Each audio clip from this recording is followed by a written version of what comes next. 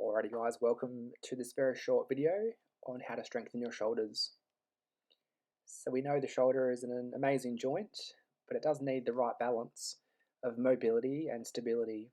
And we sort of tend to take our shoulders for granted until we have pain, and sometimes that's from tennis or swimming or in the gym, or maybe just lifting up our kids. And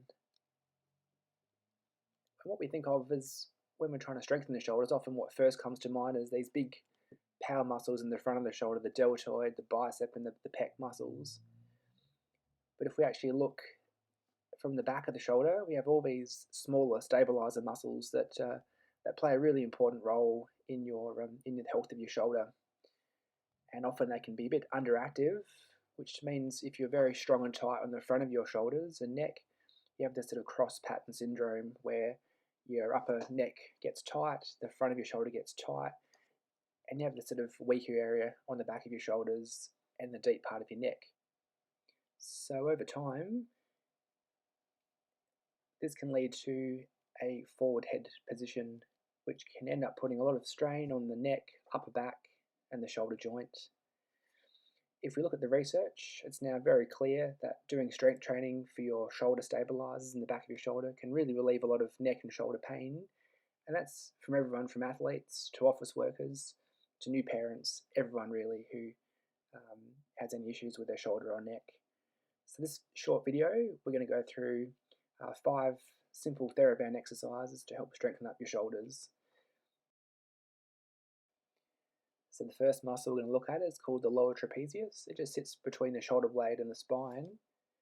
And the way we'd activate that one is just to do like a T shape, opening up your arms, just with a medium tension on the band. As you pull your arms away, you should just try and just pinch your shoulder blades back and down together. The next muscle we're looking at is the upper trapezius, which just sits on top of your shoulder, often gets a bit under capacity, and that means it can get overloaded, and that can refer up to the head, give you a lot of headaches and neck pain.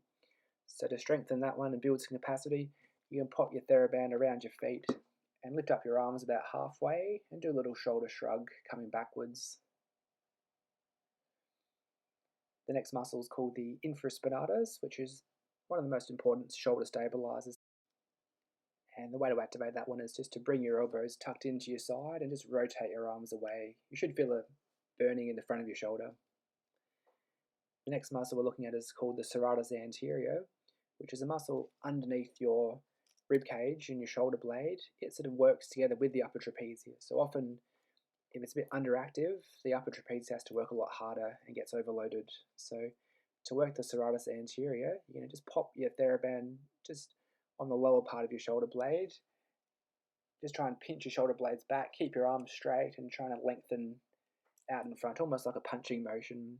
So tucking the shoulders back and then reaching forward, always keeping your arms straight. And the final muscle we're looking at is called the rhomboids. They sit again between the shoulder blade and the spine, and the way to activate them is just to put your theraband around a door handle and just do like a little rowing motion, trying to pinch your shoulder blades back as you go. And that takes us to the end of the video. So thanks very much for watching. If you have any questions or concerns, please let us know.